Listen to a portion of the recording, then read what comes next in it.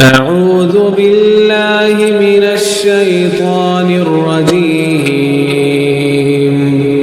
بسم الله الرحمن الرحيم.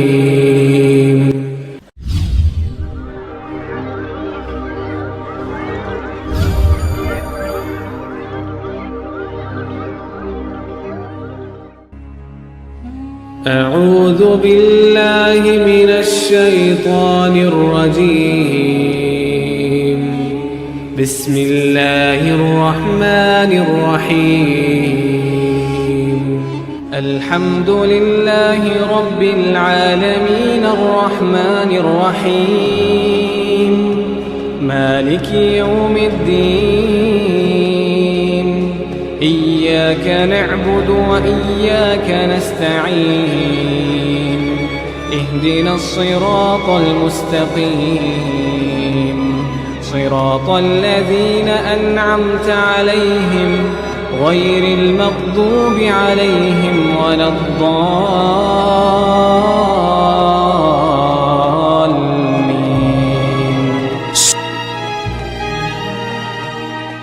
ولقد آتينا موسى الكتاب وقفينا من بعده بالرسل وآتينا عيسى ابن مريم البينات وأيدناه بروح القدس. أفكلما جاءكم رسول بما لا تهوى أنفسكم استكبرتم ففريقا كذبتم وفريقا تقتلون. وقالوا قلوبنا غلف بل لعنهم الله بكفرهم فقليلا ما يؤمنون. ولما جاءهم كتاب من عند الله مصدق لما معهم وكانوا من قبل يستفتحون على الذين كفروا فلما جاءهم ما عرفوا كفروا به فلعنة الله على الكافرين. بئس ما اشتروا به أنفسهم أن يكفروا بما أنزل الله بغيا أن ينزل الله من فضله على من يشاء من عباده فباءوا بغضب على غضب وللكافرين عذاب مهين. وإذا قيل لهم آمنوا بما أنزل الله قالوا نؤمن بما أنزل علينا ويكفرون بما وراءه وهو الحق مصدقا لما معهم. قل فلم تقتلون أنبياء الله من قبل إن كنتم مؤمنين. ولقد جاءكم موسى بالبينات ثم اتخذتم العجل من بعده وأنتم ظالمون. وإذ أخذنا ميثاقكم ورفعنا فوقكم الطور خذوا ما آتيناكم بقوة واسمعوا قالوا سمعنا وعصينا وأشربوا في قلوبهم العجل بكفرهم. قل بئس ما يأمركم به إيمانكم إن كنتم مؤمنين. قل إن كانت لكم الدار الآخرة عند الله خالصة من دون الناس فتمنوا الموت إن كنتم صادقين ولن يتمنوه أبدا بما قدمت أيديهم والله عليم بالظالمين. ولتجدنهم أحرص الناس على حياة ومن الذين أشركوا يود أحدهم لو يعمر 1000 سنة وما هو بمزحزحه من العذاب أن يعمر والله بصير بما يعملون. قل من كان عدوا لجبريل فإنه نزله على قلبك بإذن الله مصدقا لما بين يديه وهدى وبشرى للمؤمنين. من كان عدوا لله وملائكته ورسله وجبريل وميكال فإن الله عدو للكافرين. ولقد أنزلنا إليك آيات بينات وما يكفر بها إلا الفاسقون. أوكلما عاهدوا عهدا نبذه فريق منهم بل أكثرهم لا يؤمنون. ولما جاءهم رسول من عند الله مصدق لما معهم نبذ فريق من الذين أوتوا الكتاب كتاب الله وراء ظهورهم كأنهم لا يعلمون. واتبعوا ما تتلو الشياطين على ملك سليمان وما كفر سليمان ولكن الشياطين كفروا يعلمون الناس السحر وما أنزل على الملكين ببابل هاروت وماروت وما يعلمان من أحد حتى يقولا إنما نحن فتنة فلا تكفر فيتعلمون منهما ما يفرقون به بين المرء وزوجه وما هم بضارين به من أحد إلا بإذن الله ويتعلمون ما يضرهم ولا ينفعهم ولقد علموا لمن اشتراه ما له في الآخرة من خلاق ولبئس ما شروا به أنفسهم لو كانوا يعلمون. ولو أنهم آمنوا واتقوا لمثوبة من عند الله خير لو كانوا يعلمون. يا أيها الذين آمنوا لا تقولوا راعنا وقولوا انظرنا واسمعوا وللكافرين عذاب أليم. ما يود الذين كفروا من أهل الكتاب ولا المشركين أن ينزل عليكم من خير من ربكم والله يختص برحمته من يشاء والله ذو الفضل العظيم. ما ننسخ من آية أو ننسها نأتي بخير منها ومثلها. ألم تعلم أن الله على كل شيء قدير. ألم تعلم أن الله له ملك السماوات والأرض وما لكم من دون الله من ولي ولا نصير. أم تريدون أن تسألوا رسولكم كما سئل موسى من قبل ومن يتبدل الكفر بالإيمان فقد ضل سواء السبيل. ود كثير من أهل الكتاب لو يردونكم من بعد إيمانكم كفارا حسدا من عند أنفسهم من بعد ما تبين لهم الحق فاعفوا واصفحوا حتى يأتي الله بأمره إن الله على كل شيء قدير. وأقيموا الصلاة وآتوا الزكاة وما تقدموا لأنفسكم من خير تجدوه عند الله إن الله بما تعملون بصير. وقالوا لن يدخل الجنة إلا من كان هودا أو نصارى تلك أمانيهم قل هاتوا برهانكم إن كنتم صادقين. بلى من أسلم وجهه لله وهو محسن فله أجره عند ربهم ولا خوف عليهم ولا هم يحزنون. وقالت اليهود ليست النصارى على شيء وقالت النصارى ليست اليهود على شيء وهم يتلون الكتاب كذلك قال الذين لا يعلمون مثل قولهم فالله يحكم بينهم يوم القيامة فيما كانوا فيه يختلفون. ومن أظلم ممن منع مساجد الله أن يذكر فيها اسمه وسعى في خرابها أولئك ما كان لهم أن يدخلوها إلا خائفين لهم في الدنيا خزي ولهم في الآخرة عذاب عظيم. ولله المشرق والمغرب فأينما تولوا فثم وجه الله إن الله واسع عليم. وقالوا اتخذ الله ولدا سبحانه بل له ما في السماوات والأرض كل له قانتون بديع السماوات والأرض وإذا قضى أمرا فإنما يقول له كن فيكون. وقال الذين لا يعلمون لولا يكلمنا الله أو تأتينا آية كذلك قال الذين من قبلهم مثل قولهم تشابهت قلوبهم قد بينا الآيات لقوم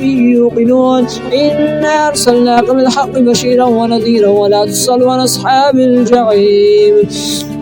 إنا أرسلناك بالحق بشيرا ونذيرا ولا تسأل عن أصحاب الجحيم ولا ترضى عنك اليهود ولا النصارى حتى تتبع ملتهم قل إن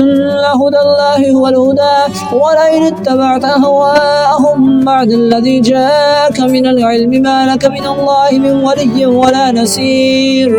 الذين آتيناهم الكتاب يتلونه حق تلاوته أولئك يؤمنون به ومن يكفر به فأولئك هم الخاسرون. يا بني إسرائيل اذكروا نعمتي التي أنعمت عليكم أني فضلتكم على العالمين واتقوا يوما لا تجزي نفس عن نفس شيئا ولا يقبل منها عدل ولا تنفعها شفاعة ولا هم ينصرون. وإذ ابتلى إبراهيم ربه بكلمات فأتمهن قال إني جاعلك للناس إماما قال ومن ذريتي قال لا ينال عهد الظالمين. وإذ جعلنا البيت مثابة للناس وأمنا واتخذوا من مقام إبراهيم مصلى وعهدنا إلى إبراهيم وإسماعيل أن طهرا بيتي للطائفين والعاكفين والركع السجود. وإذ قال إبراهيم رب اجعل هذا بلدنا آمنا وارزق أهله من الثمرات من آمن منهم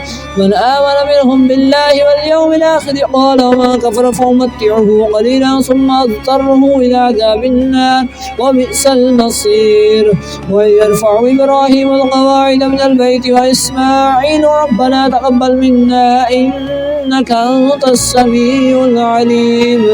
ربنا واجعلنا مسلمين لك ومن ذريتنا أمة مسلمة لك وارنا مناسكنا وتب علينا إنك أنت التواب الرحيم. ربنا وابعث فيهم رسولا منهم يتلو عليهم آياتك ويعلمهم الكتاب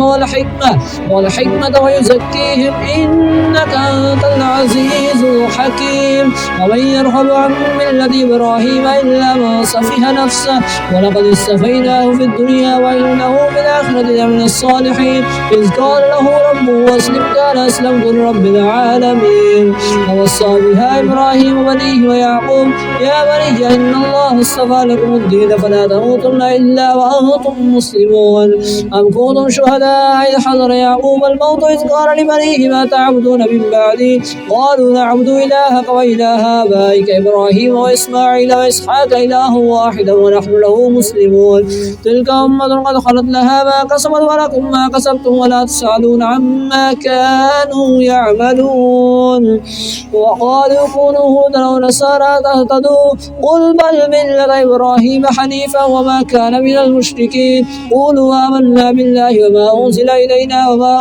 أنزل إلى إبراهيم وإسماعيل وإسحاق ويعقوب والأسباط وما أوتي موسى وعيسى وما أوتي النبيون من ربهم لا نفرق بين أحد منهم ونحن له مسلمون فإن آمنوا بمثل ما آمنتم به فقد اهتدوا وإن تولوا فإنما هم في شقاق فسيكفيكهم الله وهو السميع العليم صبغة الله ومن أحسن من الله صبغة ونحن له عابدون قل أتحاجوننا في الله وهو ربنا وربكم ولنا أعمالنا ولكم أعمالكم ونحن له مخلصون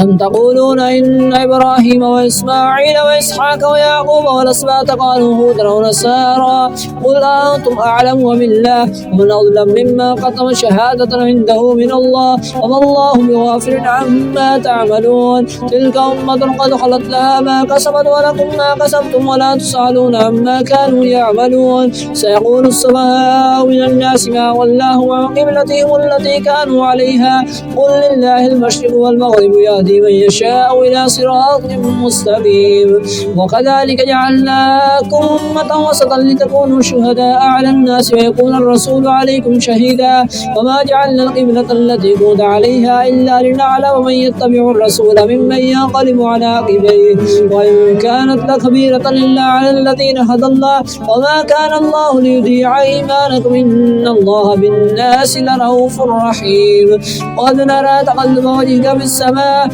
فلنولينك قبلة ترضاها فول وجهك شطر المسجد الحرام وحيث ما كنتم فولوا وجوهكم شطره وإن الذين أوتوا الكتاب ليعلمون أنه الحق من ربهم وما الله بغافل عما يعملون ولئن أتيت الذين أوتوا الكتاب بكل آية ما تبعوا قبلتك وما أنت بتابع قبلتهم وما بعدهم بتابع قبلة بعض ولئن اتبعت أهواءهم من بعد ما جاءك من العلم إنك إذا لمن الظالمين الذين آتيناهم الكتاب يعرفونه كما يعرفون أبناءهم وإن فريقا منهم ليكتمون الحق وهم يعلمون الحق من ربك فلا تكونن من الممترين ولكل وجهة هو موليها فاستبقوا الخيرات أينما تكونوا يأتي بكم الله جميعا إن الله على كل شيء قدير ومن حيث خرجت فول وجهك شطر المسجد الحرام وإنه للحق من ربك وما الله بغافل عما تعملون ومن حيث خرجت فول وجهك شطر المسجد الحرام وحيث ما كنتم فولوا وجوهكم شطره وإن الذين أوتوا الكتاب ليعلمون أنه الحق من ربهم وما الله بغافل عما يعملون ومن حيث خرجت فول وجهك شطر المسجد الحرام وحيث ما كنتم فولوا وجوهكم شطره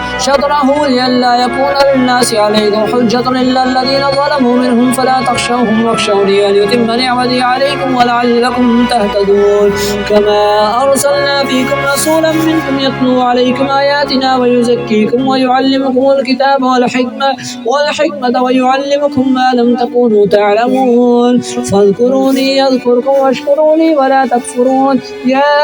أيها الذين آمنوا استعينوا بالصبر والصلاة إن الله مع الصابرين ولا تقولوا لمن يقتل في سبيل الله أموات بل أحياء ولكن لا تشعرون ولنبلونكم بشيء من الخوف والجوع ونقص من الأموال والأنفس والثمرات وبشر الصابرين الذين إذا أصابتهم مصيبة قالوا إنا لله وإنا إليه راجعون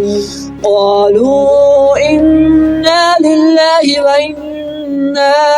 إليه راجعون أولئك عليهم صلوات من ربهم ورحمة وأولئك هم المهتدون إن الصفا والمروة من شعائر الله فمن حج البيت أو اعتمر فلا جناح عليه أن يطوف بهما ومن تطوع خيرا فإن الله شاكر عليم إن الذين يكتمون ما أنزلنا من البينات والهدى من بعد ما بيناه للناس في الكتاب أولئك يلعنهم الله ويلعنهم اللاعنون إلا الذين تابوا وأصلحوا وبينوا فأولئك أتوب عليهم وأنا التواب الرحيم إن الذين كفروا وماتوا وهم كفار أولئك عليهم لعنة الله والملائكة والناس أجمعين خالدين فيها لا يخفف عنهم العذاب ولا هم ينظرون وإلهكم إله واحد لا إله إلا هو الرحمن الرحيم إن في خلق السماوات والأرض واختلاف الليل والنهار والفلك التي تجري في البحر بما ينفع الناس وما أنزل الله من السماء من ماء فأحيا به الأرض بعد موتها وبث فيها من كل دابة وتصريف الرياح والسحاب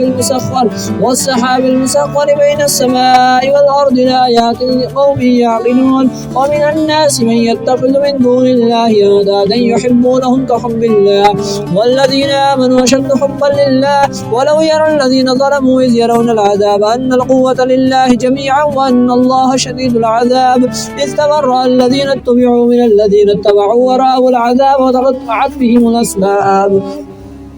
وقال الذين اتبعوا لو أن لنا كرة فنتبرأ منهم كما تبرأوا منا كذلك يريهم الله أعمالهم حسرات عليهم وما هم بخارجين من النار يا أيها الناس كلوا مما في الأرض حلالا طيبا ولا تتبعوا خطوات الشيطان إنه لكم عدو مبين إنما يأمركم بالسوء والفحشاء وأن تقولوا على الله ما لا تعلمون وإذا قيل لهم اتبعوا ما أنزل الله قالوا بل نتبع ما ألفينا عليه آباءنا ولو كان آباؤهم لا يعقلون شيئا ولا يهتدون ومثل الذين كفروا كمثل الذي ينعق بما لا يسمع إلا دعاء ونداء صم بكم فهم لا يعقلون يا أيها الذين آمنوا كلوا من طيبات ما رزقناكم واشكروا لله إن كنتم إياه تعبدون إنما حرم عليكم الميتة والدم ولحم الخنزير وما أهل به لغير الله ومن اضطر غير باغ ولا عاد فلا إثم عليه إن الله غفور رحيم إن الذين يكتمون ما أنزل الله من الكتاب ويشترون به ثمنا قليلا أولئك ما يأكلون في بطونهم إلا النار ولا يكلمهم الله يوم القيامة ولا يزكيهم ولهم عذاب أليم أولئك الذين اشتروا الضلالة بالهدى والعذاب بالمغفرة فما أصبرهم على النار ذلك بأن الله نزل الكتاب بالحق وإن الذين اختلفوا في الكتاب لفي شقاق بعيد ليس البر أن تولوا وجوهكم قبل المشرق والمغرب ولكن البر من آمن به والبالله ليس البر أن تولوا وجوهكم قبل المشرق والمغرب ولكن البر من آمن بالله واليوم الآخر والملائكة والكتاب والنبيين وآتى المال على حبه ذوي القربى واليتامى والمساكين وابن السبيل والسائلين وفي الرقاب وأقام الصلاة وآتى الزكاة والموفون بعهدهم إذا عاهدوا والصابرين في البأساء والضراء وحين البأس أولئك الذين صدقوا وأولئك هم المتقون يا أيها الذين آمنوا كتب عليكم القصاص بالقتلى الحر بالحر والعبد بالعبد والأنثى بالأنثى فمن عفي له من أخيه شيء فاتباع بالمعروف وأداء إليه بإحسان ذلك تخفيف من ربكم ورحمة فمن اعتدى بعد ذلك فله عذاب أليم ولكم في القصاص حياة يا أولي الألباب لعلكم تتقون كتب عليكم إذا حضر أحدكم الموت إن ترك خيرا الوصية للوالدين والأقربين بالمعروف حقا على المتقين فمن بدله ذكره بعدما سمعه فإنما اسمه على الذين يبدلونه إن الله سميع عليم. فمن خاف من موسى جنفا أو إثما فأصلح بينهم فلا إثم عليه إن الله غفور رحيم. يا أيها الذين آمنوا كتب عليكم الصيام كما كتب على الذين من قبلكم لعلكم تتقون أياما معدودات. فمن كان منكم مريضا أو على سفر فعدة من أيام أخر. وعلى الذين يطيقونه فدية طعام مسكين فمن تطوع خيرا فهو خير الله وأن تصوموا خير لكم إن كنتم تعلمون. شهر رمضان الذي أنزل فيه القرآن هدى للناس وبينات من الهدى والفرقان فمن شهد منكم الشهر فليصم. ومن كان مريضا أو على سفر فعدة من أيام أخر يريد الله بكم اليسر ولا يريد بكم العسر ولتكملوا العدة ولتكبروا الله على ما هداكم ولعلكم تشكرون. وإذا سألك عبادي عني فإني قريب أجيب دعوة الداء إذا دعاني فليستجيبوا لي وليؤمنوا بي لعلهم يرشدون. وإذا سألك عبادي عني فإني قريب أجيب دعوة الداء إذا دعاني فليستجيبوا لي وليؤمنوا بي لعلهم يرشدون. وحل لكم ليلة الصيام الرفث إلى نسائكم هن لباس لكم وأنتم لباس لهم علم الله أنكم كنتم تختانون أنفسكم فتاب عليكم وعفى عنكم فلا نباشروهن وابتغوا ما كتب الله لكم وكلوا واشربوا حتى يتبين لكم الخيط الأبيض من الخيط الأسود من الفجر ثم أتموا الصيام إلى الليل ولا تباشروهن وأنتم عاكفون في المساجد تلك حدود الله فلا تقربوها كذلك يبين الله آياته للناس لعلهم يتقون. ولا تأكلوا أموالكم بينكم بالباطل وتدلوا بها إلى الحكام لتأكلوا فريقا من أموال الناس بالإثم وأنتم تعلمون. يسألونك عن الأهلة قل هي مواقيت للناس والحج وليس البر بأن تأتوا البيوت من ظهورها ولكن البر من اتقى وأتوا البيوت من أبوابها واتقوا الله لعلكم تفلحون. وقاتلوا في سبيل الله الذين يقاتلونكم ولا تعتدوا إن الله لا يحب المعتدين. واقتلوهم حيث ثقفتموهم وأخرجوهم من حيث أخرجوكم والفتنة أشد من القتل ولا تقاتلوهم عند المسجد الحرام حتى يقاتلوكم فيه فإن قاتلوكم فاقتلوهم كذلك جزاء الكافرين. فإن ينتهوا فإن الله غفور رحيم. وقاتلوهم حتى لا تكون فتنة ويكون الدين لله فإن ينتهوا فلا عدوان إلا على الظالمين. الشهر الحرام بالشهر الحرام والحرمات قصاص فمن اعتدى عليكم فاعتدوا عليه بمثل ما اعتدى عليكم واتقوا الله واعلموا أن الله مع المتقين. وأنفقوا في سبيل الله ولا تلقوا بأيديكم إلى التهلكة وأحسنوا إن الله يحب المحسنين. وأتموا الحج والعمرة لله فإن أحسنتم فما استيسر من الهدي ولا تحلقوا رؤوسكم حتى يبلغ الكتاب أجله الهدي محله. فمن كان منكم مريضا أو به أذى من رأسه ففدية من صيام أو صدقة أو نسك فإذا أمنتم فما تمتع بالعمرة إلى الحج فما استيسر من الهدي فمن لم يجد فصيام 3 أيام في الحج و7 إذا رجعتم تلك 10 كاملة ذلك لمن لم يكن أهله حاضر المسجد الحرام واتقوا الله واعلموا أن الله شديد العقاب. الحج أشهر معلومات فمن فرض فيهن الحج فلا رفث ولا فسوق ولا جدال في الحج وما تفعلوا من خير يعلمه الله وتزودوا فإن خير الزاد التقوى واتقون يا أولي الألباب ليس عليكم جناح جناح أن تبتغوا فضلا من ربكم، فإذا أفضتم من عرفات فاذكروا الله عند المشعر الحرام واذكروه كما هداكم وإن كنتم من قبله لمن الضالين. ثم أفيدوا من حيث أفاد الناس واستغفروا الله إن الله غفور رحيم. فإذا قضيتم مناسككم فاذكروا الله كذكركم آباءكم أو أشد ذكرا. فمن الناس من يقول ربنا آتنا في الدنيا وما له في الآخرة من خلاق، ومنهم من يقول ربنا آتنا في الدنيا حسنة وفي الآخرة حسنة وقنا عذاب النار. أولئك لهم نصيب مما كسبوا والله سريع الحساب. واذكروا الله في أيام معدودات فمن تعجل في يومين فلا إثم عليه ومن تأخر فلا إثم عليه لمن اتقى واتقوا الله واعلموا أنكم إليه تحشرون. ومن الناس من يعجبك قوله في الحياة الدنيا ويشهد الله على ما في قلبه وهو ألد الخصام. وإذا تولى سعى في الأرض ليفسد فيها ويهلك الحرث والنسل والله لا يحب الفساد.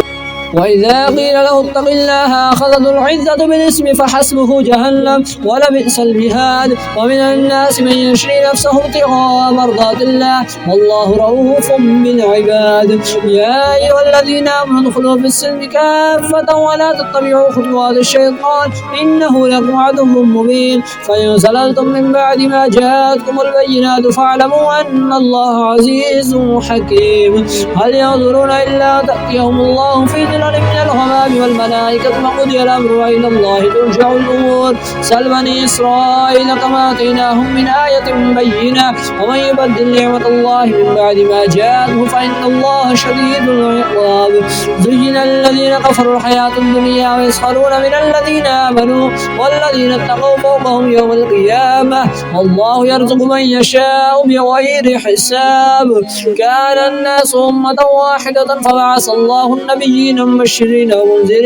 ومنذرين وأنزل معهم الكتاب بالحق ليحكم بين الناس فيما اختلفوا فيه وما اختلف فيه إلا الذين أوتوه من بعد ما جاءتهم البينات بغيا بينهم فهدى الله الذين آمنوا لما اختلفوا فيه من الحق بإذنه والله يهدي من يشاء إلى صراط مستقيم. أم حسبتم أن تدخلوا الجنة ولما يأتكم مثل الذين خلوا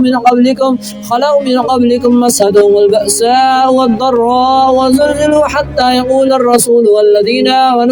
والذين آمنوا معه متى نصر الله ألا إن نصر الله قريب. يسألونك ماذا ينفقون قل ما أنفقتم من خير فللوالدين والأقربين واليتامى والمساكين وابن السبيل وما تفعلوا من خير فإن الله به عليم. كتب عليكم القتال وهو كره لكم وعسى أن تكرهوا شيئا وهو خير لكم وعسى أن تحبوا شيئا وهو شر لكم والله يعلم وأنتم لا تعلمون. يسألونك عن الشهر الحرام قتال فيه قل قتال فيه كبير وصد عن سبيل الله وكفر به والمسجد الحرام وإخراج أهله منه أكبر عند الله والفتنة أكبر من القتل ولا يزالون يقاتلونكم حتى يردوكم عن دينكم إن استطاعوا فمن يرتد منكم عن دينه فيمت وهو كافر فأولئك حبطت أعمالهم في الدنيا والآخرة وأولئك أصحاب النار هم فيها خالدون.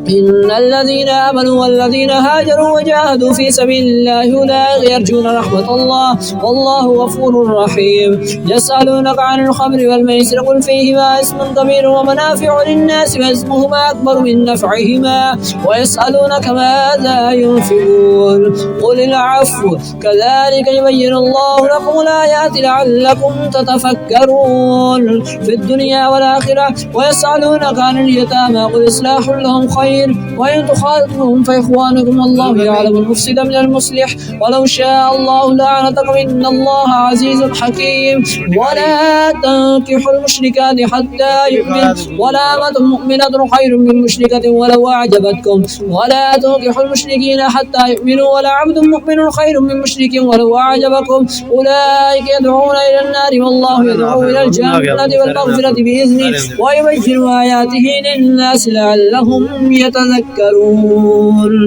ويسألونك عن المحيض قل هو أذى فاعتزلوا النساء في المحيض ولا تقربوهن حتى يطهرن فإذا تطهرن فأتوهن من حيث أمركم الله إن الله يحب التوابين ويحب المتطهرين نساؤكم حرث لكم فأتوا حرثكم أن شئتم وقدموا لأنفسكم واتقوا الله واعلموا أنكم ملاقوه وبشر المؤمنين ولا تجعلوا الله عرضة لأيمانكم أن تبروا وتتقوا وتصلحوا بين الناس والله سميع عليم لا يؤاخذكم الله باللغو في أيمانكم ولكن يؤاخذكم بما كسبت قلوبكم والله غفور حليم للذين يؤلون من نسائهم تربص 4 أشهر فإن فاءوا فإن الله غفور رحيم وإن عزموا الطلاق فإن الله سميع عليم والمطلقات يتربصن بأنفسهن 3 قروء ولا يحل لهن أن يكتمن ما خلق الله في أرحامهن إن كن يؤمن بالله واليوم الآخر وبولتهن أحق بردهن في ذلك إن أرادوا إصلاحا ولهن مثل الذي عليهن بالمعروف وللرجال عليهن درجة والله عزيز حكيم الطلاق 2 مرتان فإمساك بمعروف أو تسريح بإحسان ولا يحل لكم أن تأخذوا مما آتيتموهن شيئا إلا أن يخافا ألا يقيما حدود الله فإن خفتم ألا يقيما حدود الله فلا جناح عليهما فيما افتدت به تلك حدود الله فلا تعتدوها ومن يتعد حدود الله فأولئك هم الظالمون فإن طلقها فلا تحل له من بعد حتى تنكح زوجا غيره فإن طلقها فلا جناح عليهما أن يتراجعا إن ظنا أن يقيما حدود الله وتلك حدود الله يبينها لقوم يعلمون وإذا طلقتم النساء فبلغن أجلهن فامسكوهن بمعروف أو سرحوهن بمعروف ولا تمسكوهن ضرارا لتعتدوا ومن يفعل ذلك فقد ظلم نفسه ولا تتخذوا آيات الله هزوا واذكروا نعمة الله عليكم وما أنزل عليكم من الكتاب والحكمة يعظكم به واتقوا الله واعلموا أن الله بكل شيء عليم وإذا طلقتم النساء فبلغن أجلهن فلا تعضلوهن أن ينكحن أزواجهن إذا تراضوا بينهم بالمعروف ذلك يوعظ به من كان منكم يؤمن بالله واليوم الآخر ذلكم أزكى لكم وأطهر والله يعلم وأنتم لا تعلمون والوالدات يرضعن أولادهن حولين كاملين لمن أراد أن يتم الرضاعة وعلى المولود له رزقهن وكسوتهن بالمعروف لا تكلف نفس إلا وسعها وإذا قلتم ساعدكم والوالدات يرضعن أولادهن حولين كاملين لمن أراد أن يتم الرضاعة وعلى المولود له رزقهن وكسوتهن بالمعروف لا تكلف نفس إلا وسعها لا تضار والدة بولدها ولا مولود له بولده وعلى الوارث مثل ذلك فإن أرادا فصالا عن تراض منهما وتشاور فلا جناح عليهما وإن أردتم أن تسترجعوا أولادكم فلا جناح عليكم إذا سلمتم ما آتيتم بالمعروف واتقوا الله واعلموا أن الله بما تعملون بصير والذين يتوفون منكم ويذرون أزواجا يتربصن بأنفسهن 4 أشهر و10 فإذا بلغن أجلهن فلا جناح عليكم فيما فعلن في أنفسهن بالمعروف والله بما تعملون خبير ولا جناح عليكم فيما عرضتم به من خطبة النساء أو أقنعتم في أنفسكم علم الله أنكم ستذكرون ولكن لا تواعدوهن سرا إلا تقولوا قولا معروفا ولا تعزموا عقدة النكاح حتى يبلغ الكتاب أجله واعلموا أن الله يعلم ما في أنفسكم فاحذروا واعلموا أن الله غفور حليم لا جناح عليكم إن طلقتم النساء ما لم تمسوهن أو تفرضوا لهن فريدة ومتعوهن على الموسع قدره وعلى المقتر قدره متاعا بالمعروف حقا على المحسنين وإن طلقتموهن من قبل أن تمسوهن وقد فرضتم فرضتهن فريدة فنصف ما فرضتم إلا أن يعفون أو يعفو الذي بيده عقدة النكاح وأن تعفوا أقرب للتقوى ولا تنسوا الفضل بينكم إن الله بما تعملون بصير. حافظوا على الصلوات والصلاة الوسطى وقوموا لله قانتين. فإن خفتم فرجالا أو ركبانا وإذا منتم فاذكروا الله كما علمكم ما لم تكونوا تعلمون. والذين يتوفون منكم ويذرون أزواجا وصية لأزواجهم متاعا إلى الحول غير إخراج فإن خرجنا فلا جناح عليكم فيما فعلن في أنفسهن من معروف والله عزيز حكيم. وللمطلقات متاع بالمعروف حقا على المتقين كذلك يبين الله لكم آياته لعلكم تعقلون. ألم تر إلى الذين خرجوا من ديارهم وهم ألوف حذر الموت فقال لهم الله موتوا ثم أحياهم إن الله لذو فضل على الناس ولكن أكثر الناس لا يشكرون. وقاتلوا في سبيل الله واعلموا أن الله سميع عليم. ما ذا الذي يقرض الله قرضا حسنا فيضاعفه له أضعافا كثيرا والله يقبض ويبسط وإليه ترجعون. ألم تر إلى الملأ من بني إسرائيل من بعد موسى إذ قالوا لنبي لهم ابعث لنا ملكا نقاتل في سبيل الله قال هل عسيتم إن كتب عليكم القتال ألا تقاتلوا قالوا وما لنا ألا نقاتل في سبيل الله وقد أخرجنا من ديارنا وأبنائنا فلما كتب عليهم القتال تولوا إلا قليلا منهم والله عليم بالظالمين. وقال لهم نبي إن الله قد بعث لكم طالوت ملكا قالوا أنى يكون له الملك عليك قالوا أنى يكون له الملك علينا ونحن أحق بالملك منه ولم يؤت سعة من المال قال إن الله اصطفاه عليكم وزاده بسطة في العلم والجسم والله يؤتي ملكه من يشاء والله واسع عليم. وقال لهم نبيهم إن آية ملكه أن يأتيكم التابوت فيه سكينة من ربكم وبقية مما ترك آل موسى وآل هارون تحمله الملائكة إن في ذلك لآية لكم إن كنتم مؤمنين. فلما فصلت طالوت بالجنود قال إن الله مبتليكم بنهر فمن شرب منه فليس مني ومن لم يطعمه فإنه مني إلا من اغترف غرفة بيده فشربوا منه إلا قليلا منهم. فلما جاوزه هو والذين آمنوا معه قالوا لا طاقة لنا اليوم بجالوت وجنوده قال الذين يظنون أنهم ملاقوا الله كم من فئة قليلة غلبت فئة كثيرة بإذن الله والله مع الصابرين. ولما برزوا لجالوت وجنوده قالوا ربنا افرغ علينا صبرا وثبت أقدامنا وانصرنا على القوم الكافرين فهزموهم بإذن الله وقتل داود جالوت